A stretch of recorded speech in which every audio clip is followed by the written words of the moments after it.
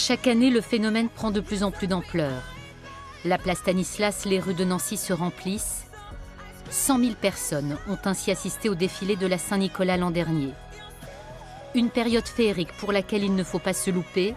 La ville a un objectif, que les fêtes de la Saint-Nicolas soient inscrites au patrimoine mondial de l'UNESCO. À quelques jours du défilé, une conférence de presse est organisée à l'Office de tourisme. Présentation de la campagne parisienne d'affichage en gare de l'Est et dans le métro sur les festivités de la Saint-Nicolas. Objectif, faire venir du monde à Nancy durant cette période. Coût total 145 000 € partagés entre villes, métropoles, départements et régions. La Saint-Nicolas fédère les politiques, l'enjeu est de taille.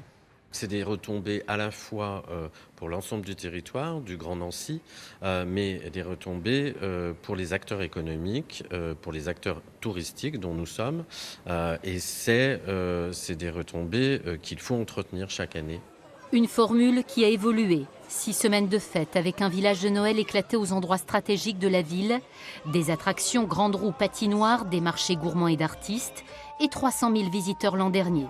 Ajoutez à cela une soixantaine de compagnies, quelques 600 artistes pour embellir la magie, un défilé décalé du dimanche au samedi.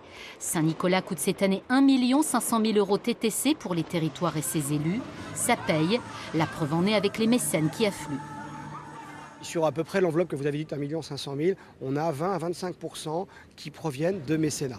Il y a quelques années, on devait aller motiver les commerçants, toutes les ressources possibles pour nous aider à programmer quelque chose de solide. Aujourd'hui, c'est tout à fait le contraire. Les gens viennent vers nous. Côté commerçant, les retombées économiques sont réelles. Si vous prenez tous les métiers de la restauration, les métiers de bouche en règle générale, l'hôtellerie également, là vous avez une forte augmentation du chiffre d'affaires puisque pour le week-end de la Saint-Nicolas, mais également sur toute cette période, on constate en fait un taux de remplissage par exemple des hôtels et des restaurants qui est au taquet. Après pour des commerces plus génériques, par exemple le prêt-à-porter, on s'aperçoit en fait qu'on a une affluence de clientèle qui vient faire du repérage durant ces fêtes de Saint-Nicolas.